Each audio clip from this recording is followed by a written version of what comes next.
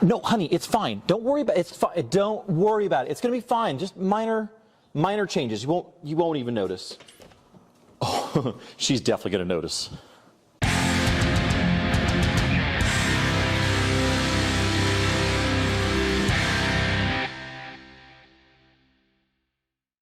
I've been wanting to build an overland vehicle for a while now. My wife recently stepped up from her 2007 Toyota 4Runner to a fancy minivan. So I decided that I was going to take the 4Runner and do some suspension work. I needed to replace the ball joints and the shocks and springs, and oh well, it ended up with a lift kit. And I had decided to put some bigger tires on it, and ta-da, overlanding vehicle. So I am slowly working my way into a full-on overlanding vehicle, but also very capable on-road. And I have the suspensions done with a rough country lift. I have the wheels and tires are done. I did have to put spacers on there to get the tires to clear the upper control arm, but now it's all about protection. And these 4Runners don't come with very good skid plates on them. It's a very flimsy, very thin steel, and actually it just rusted out. I mean, there's nothing left of it. Took it off 1 or 2 times to do some maintenance, and it just fell apart. So now it's time to upgrade the skid plates on the 4Runner. And there's not as much aftermarket support for a vehicle like this that you would normally think of. So I had to go to Victory Off-Road to get the complete skid plate set. Let me show you what I got. This set comes from Victory 4x4, and it's actually 3 separate pieces. So if you go onto their website, make sure that you buy all 3 pieces, or you can buy them individually if you want just certain pieces of protection. This is the front skid plate. You can see there's a hole there for access. We have the mid plate, and then we have the back plate. This is actually the one that's going to cover the transfer case.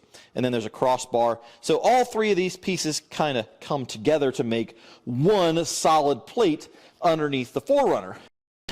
You'll also notice that each one of these comes with its own hardware pack. And I ordered these powder coated. You can order them without powder coating on them. I just went ahead and got them powder coated, and my plan is that after I get back from this trip that we will see how well they held up. You know, do we have any witness marks on them? Because it's only a small lift kit on this 4Runner. I know that I'm going to still drag on some rocks as I go around. But also, I want to show you how these are packed, because I was very impressed with this. So I'm kind of a nerd when it comes to packing and shipping things. And you'll notice that these all came in really great condition. These are not light pieces, but they're not all beat up and torn up and scratched up right out of the box. And that's because the way Victory packs these are with these foam pieces. So they put the pieces in, they puncture the foam, and then it expands around the package. And it kept all the pieces in their 3 separate boxes, all in very good shape. So you can tell that these guys really care about what they're doing, and they're made right here in the US, so they're not having to ship too far as well. So let's go ahead and get these installed on the 4Runner and see how this process goes. So I started by taking off all the skid plates from the factory, which didn't take much because, like I said, they were pretty much rusted out. So the skid plate for the engine is actually going to hook onto the lower part of the radiator mount, and that's going to wrap around and go back to this cross member. And following the directions, which actually are really good because they have a lot of pictures, we're just going to start by hooking that one around the top here, and we're going to slide it back and put the hardware in back here at the back. This has got a little weight to it, so yeah, I recommend having a jack. You can do this on the floor, but I have a lift, so I'm not doing it on the floor. All right, so part of this is the hardware bags, and you'll notice in the hardware bag comes these square plates. These square plates are going to go in that cross member, and we're going to fish those through to be able to put the hardware through, and that's going to hold the back, and I don't know what holds the front. I guess we're going to find out. Okay. All right, so these plates, like I said before, they're going to go right here, and that's going to catch this from the top side. So we got to fish these into there, and there's a hole right here to the side, so we're going to shove that down.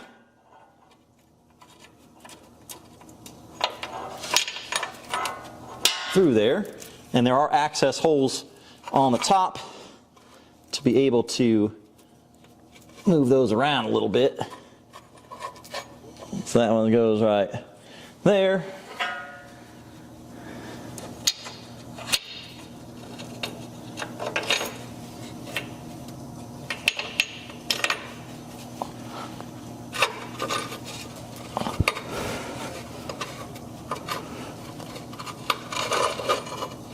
And that one goes right there. So that's going to be the capture for the bolts that come through this end.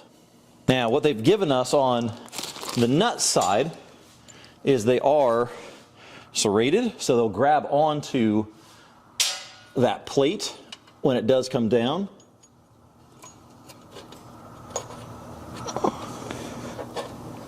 So we're just going to get those centered up-ish. And actually, you can use a screwdriver. It's not too bad, so I just use my fingers to get it up on there. All right, let's get this thing pushed up into place. So it looks like the front just hooks around that front mount, and then this is what's going to pull it on.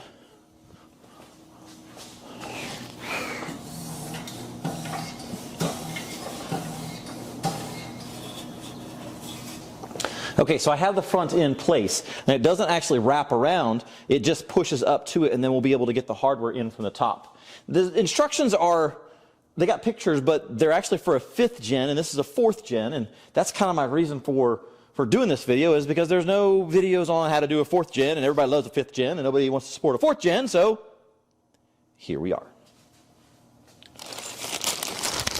All right. Bolts. I like the fact that they have hex head bolts so they don't catch on any obstacles as we go through the trails. So we're just going to put that bolt up through our little plate.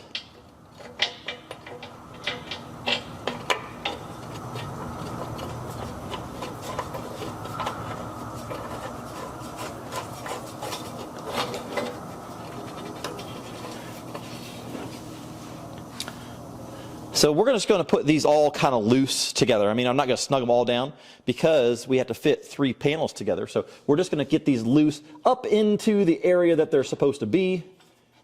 And then we can go back through and tighten everything down once we have it in a good place.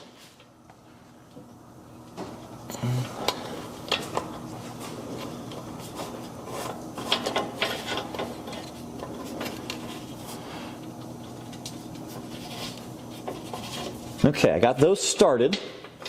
So now that those are started, I can figure out what I'm supposed to do at the front. Hang tight. Okay, so we had success figuring this part out. So right here at the top, you'll see a bolt. And then right here at the top, you'll see another bolt.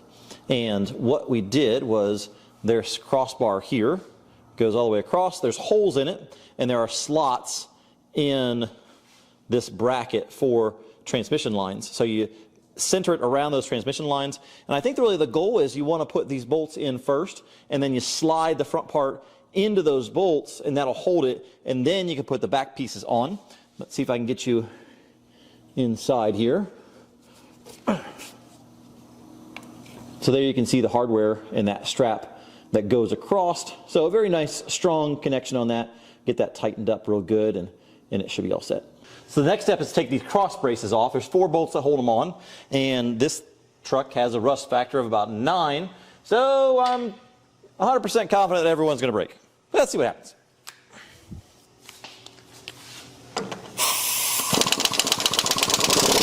Broken 1.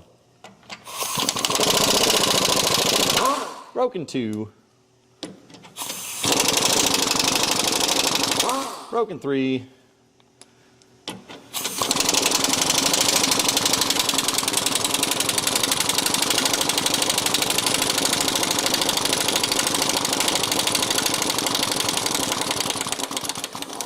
I got one! I got one! 1 out of 8. Not very good odds.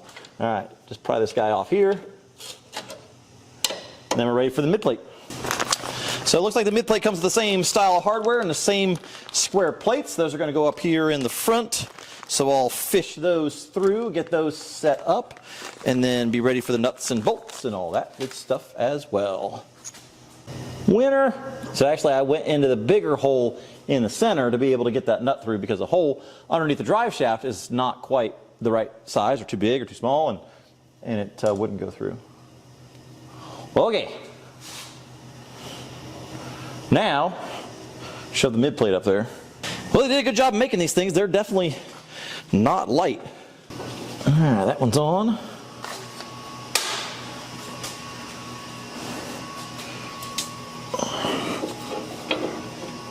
Oh, this is going to be fun. Okay, cut to the part where I'm done with this. That last bolt was quite a struggle, and here's the reason why. It's the drive shaft is in there, and you have the plate that's in your way, and I also had the lift arm in my way. So it was really weird to try and get around that. It was kind of awkward. So all I did was I just let this plate down, kind of dangle a little bit more to be able to get my arm up in there to be able to hold on to the nut. So hopefully that'll all tighten up and shouldn't be a problem. If you have the third piece, which is the transfer case cover, it's going to come with this bar that has nuts welded into it. That bar is going to set on top of this plate, and then we're going to push that up. Now, this plate is designed to use those bolts for those angle brackets that broke. Every one of them broke. So basically what I'm going to, one of them didn't break. So basically what I'm going to do is I'm going to grind those off flat. I'm going to push this up to where it belongs, and then I'm going to drill and use some self-tapper bolts to be able to fit up in there. So there's quite a bit of a little bit of spread in here, so I'll be able to have plenty of room to be able to put those self-tappers in. Hopefully you're not in the same situation that I am, and your 4Runner is a rust bucket. Oh wait, they're all rust buckets. So you may be in the same situation that I am. I'm going to grind those off, and then we're going to push this up. We're going to drill it and tap it with some self-tappers, and then I'll be able to put the third piece on. See, I do these things and make these videos because I want you guys to learn from the mistakes that I make. So originally I thought, well, this needs to be upside down because these bolts, these nuts, these captured nuts, didn't fit in the holes on the cross member. So when I had this up here, it was hitting everything. Nothing was lining up. So what I figured out was it has to go this way. Now there's no markings on here, but the holes aren't exactly the same.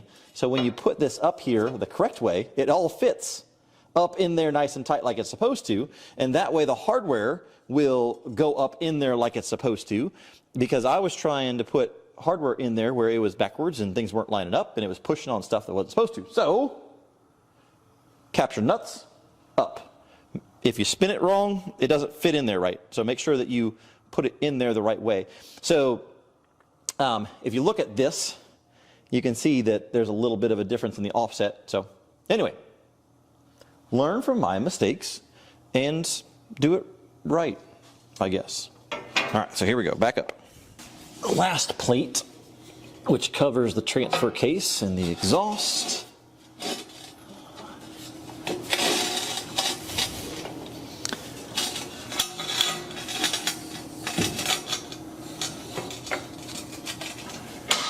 All right, so I'm changing my thought process here a little bit. Let's see what happens.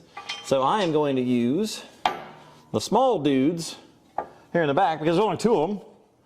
I don't know. I have no idea.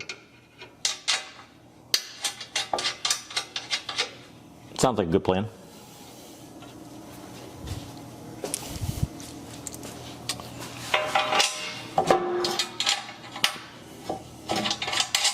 Okay, got those started. Now let's see if I can get the rest of these going. So there it is, all put together. I got the front plate on and tight. I got the little trap door fixed. And you can see that all three pieces fit together very nicely to make a total seamless pretty much all the way down past the transfer case. I do like the little logo embedded in there. That's kind of cool. Following up, I just got back from our overlanding trip and it was amazing. The Toyota did phenomenal, actually, so much so that the guys laughed at me when I first arrived, but after the end of the trip, they couldn't laugh no more because the Toyota kicked tail. But I want to show you some witness marks that I found on the new skid plate so you can see that it was well worth the investment. So we got a big old knocker right there in the front coming across right by the emblem here. So that took a big old hit, and then as we go underneath, you can see some drag marks right there. Those are deep too. Some good drag marks right there and right there.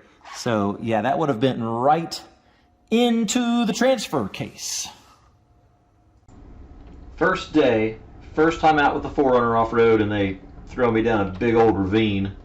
Hanging wheels going down. So this is last part of day one. This is probably the most extreme obstacle we did. Most of the trails were pretty mild. I think he should come the same way, don't you guys?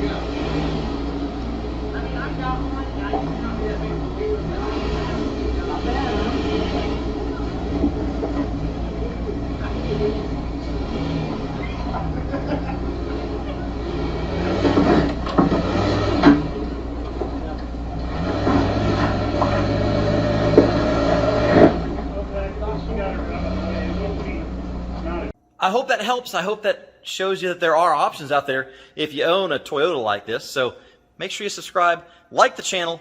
We'll see you next time.